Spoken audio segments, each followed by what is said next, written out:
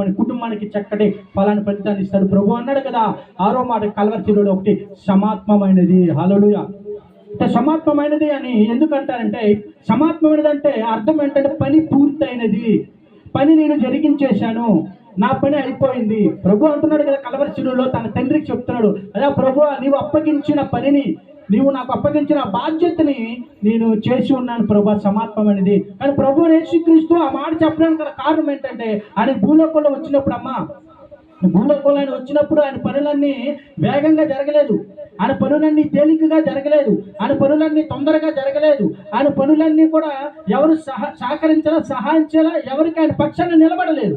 అంతెందుకని భూలోకంలో పుట్టడానికి అనేకమైన అడ్డులు వచ్చినాయి, ఆటంకాలు వచ్చినాయి, ఇరుకులు వచ్చినాయి. మనుషులు సహకరించలేదమ్మా, రాజులు సహకరించలా, మంత్రులు సహకరించలా. ఇదివరకు పాత కాలంలో ఒక 30 సంవత్సరాల క్రితంలో పల్లెటూరులో ఎవరైనా తల్లి గారికి 9 నెలలు కడుపు వచ్చిందనుకోండి, అప్పుడు ఎక్కువగా మంత్రసానులు ఉండేవాళ్ళు. మంత్రసానులు వచ్చి, డాక్టర్లు చాలా తక్కువ ఉండేవాళ్ళు. మంత్రసానులు వచ్చి ఒక పాపను బాబును వాళ్ళు కనడానికి మంత్రసానులు వచ్చి సహాయం చేసేవాళ్ళు. కానీ ఆ పరలోక మరియా 9 నెలలు గర్భాన్ని ధరించి ఉన్నప్పుడు కూడా ఎవరు కూడా మరియని తీసుకోలేదు. హల్లెలూయా. ఇదిగో చివరికి చిన్న గది దొరకలేదు, ఒక సత్రం దొరకలేదు, ఒక చిన్న స్థలం కూడా ఏది దొరకలేదమ్మా. ఈ ప్రపంచాన్ని సృష్టికర్తకు దొరికింది ఏంటంటే పశువులు పాక. హల్లెలూయా. అంటే దుష్టుడైన సాతాను ప్రతి మానవుల హృదయంలోకి ఆలోచనలోకి వెళ్ళి, ఇదిగో యేసుక్రీస్తు పుట్టబోతున్నాడు, యేసుక్రీస్తు పుడితే మానవాళ్ళందరికీ విడుదల కలుగుతుంది, మానవాళ్ళందరికీ విడుదల కలిగి ఆనందంగా సంతోషంగా ఉంటాడని వాడు ముందుగానే గ్రహించి, ఇదిగో ఆ గర్భంలో మరియా మోస్తున్న ఆ గర్భంలోనే యేసుని అంతం చేసేయాలి, యేసుని పాడు చేయాలి, యేసు భూమి మీద రాకుండా ఉండకూడదు, యేసు భూమి మీద తన పాదాలు పెట్టకూడదు అని చెప్పి మరియా 9 నెలలు గర్భాన్ని మోస్తూ మరియా ప్రతి ఇంటికి వెళ్ళాడమ్మా. ఆ యేసోపు మరియా ప్రతి ఇంటికి వెళ్ళారు. అమ్మా ఒక 5 నిమిషాలు మాకు సమయం ఇవ్వండి, ఒక పావుగంట సమయం ఇవ్వండి, ఒక అరగంట ఇవ్వండి, ఒక గంట ఇవ్వండి, అమ్మా ఈ బిడ్డ పుట్టేంత వరకు మాకు సమయం ఇవ్వండి అని ఎందరో దగ్గరికి వెళ్ళి భోజాడారు, ఎందరో దగ్గరికి వెళ్ళి కన్నీరు కాచారు, ఎందరో దగ్గరికి వెళ్ళి అడిగారమ్మా. కానీ ఎవరు కూడా యేసయ్య పుట్టడానికి అవకాశం ఇవ్వడా, మానవులు యేసయ్య పుట్టడానికి అవకాశం ఇవ్వడా. కానీ ఒక పశువుల తొట్టులో యేసయ్య పుట్టాడు. హల్లెలూయా.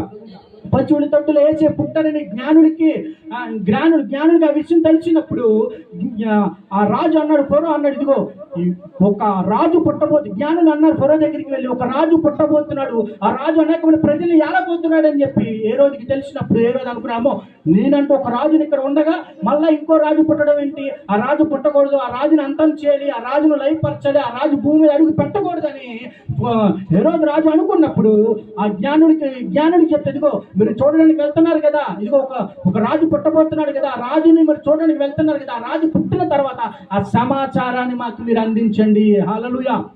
కానీ ఏ రోజు రాజు అన్నాడంటే, ఆ సమాచారం మీరు మాకు అందించండి, మీరు మాకు ఆ సమాచారాన్ని అందిస్తే మీకు విలువైన వస్తువులు ఇస్తాను, విలువైన సామాగ్రిలు ఇస్తాను, మీరు వెలకట్టలేని అనేక గొప్ప మీకు ఇస్తానని చెప్పి వాళ్ళందరికీ చెప్తున్నప్పుడు ఒక దేవదూత స్వప్నంలో దేవదూత కనపడి జ్ఞానుడికి, అదిగో మీరు రాజు దగ్గరికి వెళ్ళొద్దు, మీరు ఇటు వెళ్ళిపోండి అని చెప్పి వెళ్ళిపోయినప్పుడు రాజుకి ఆ విషయము తెలిసి ఉగ్రుడై మహాకోటాగ్ని కలిగి, ఇదిగో 2 సంవత్సరాలు వచ్చిన ప్రతి బాబును పాపని చంపేయండి అన్నాడు. హల్లెలూయా. చూసారండి, యేసుక్రీస్తు ఇంకా యేసుక్రీస్తు భూమి మీద పుట్టాడని వాడు ఏ రోజు రాజుకి తెలియలేకపోవడాన్ని బట్టి 2 సంవత్సరాలు ఎదిగినా ప్రతి బాబుని కూడా చంపివేశాడు. చూసారా? కానీ యేసుక్రీస్తు భూమి మీద రావడానికి అనేకమైన అడ్డంకులు ఇరుకులు అనేకమైన వచ్చాయి. కానీ యేసుక్రీస్తు భూమి మీద పుట్టిన తర్వాత కూడా అలా 12 సంవత్సరాల వరకు ఆయన, హల్లెలూయా, 12 సంవత్సరాల వరకు, హల్లెలూయా. కానీ యేసు ప్రభు పుట్టినప్పుడు కూడా మా అందరూ వాక్యం వెళ్దాం.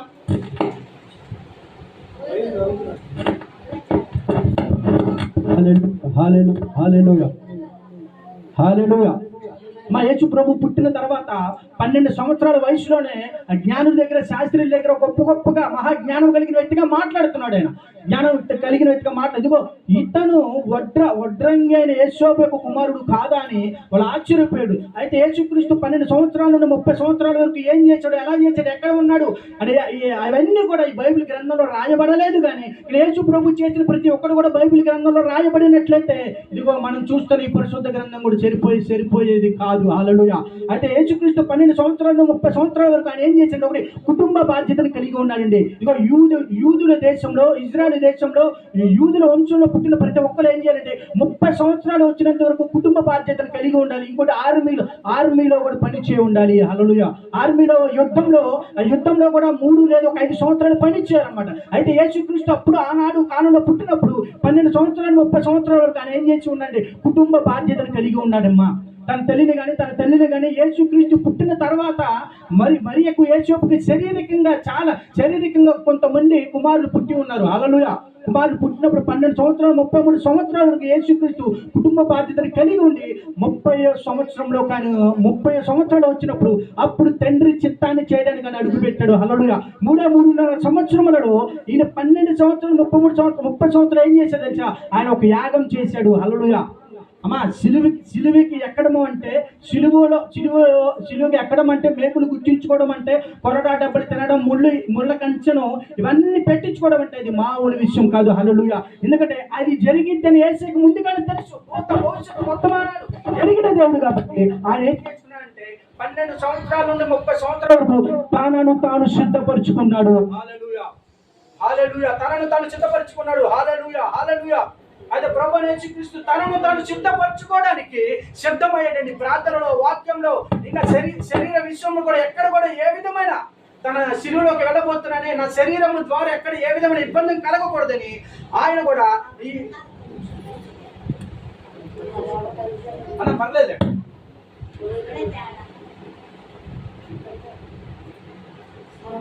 హల్లెలూయా. అయిపోయిందమ్మా. ఒక 5 నిమిషాలు మాత్రమే.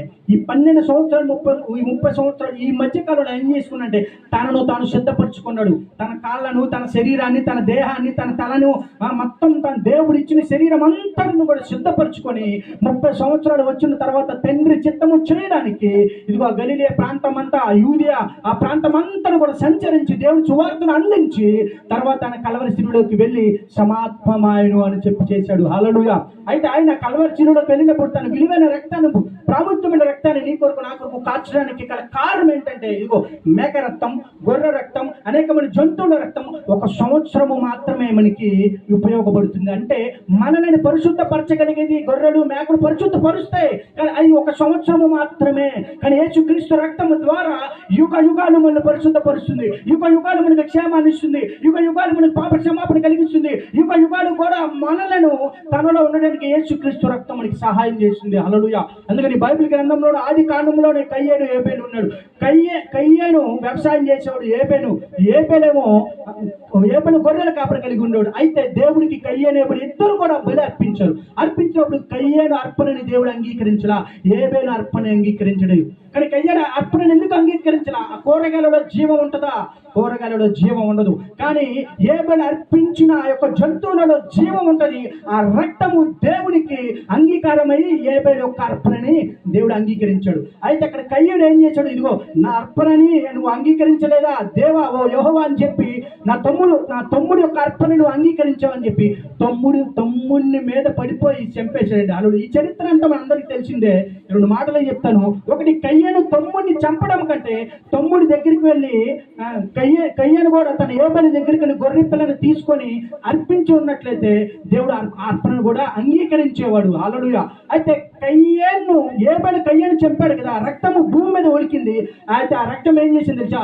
దేవునికి మొరపెట్టింది. హల్లెలూయా. ఆ యొక్క ఏబేలు రక్తము మొరపెట్టిందమ్మా. ఏబేలు రక్తము మొరపెట్టడాన్ని బట్టి కయ్యేను దేశ దిమ్మిరుడయ్యాడు.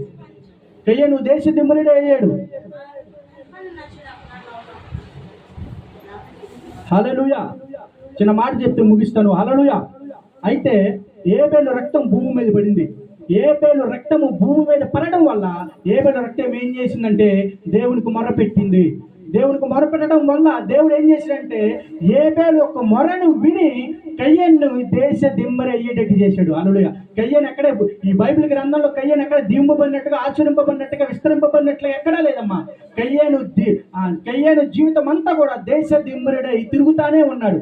అయితే మానవుని రక్తం ఏం కోరుతుందంటే మానవుని పతనమైపోవాలని, నాశనం అయిపోవాలని, హీనమైన స్థితికి వెళ్ళిపోవాలని కోరుతుంది. కానీ నా దేవుని రక్తం ఏం కోరుతుంది తెలుసా?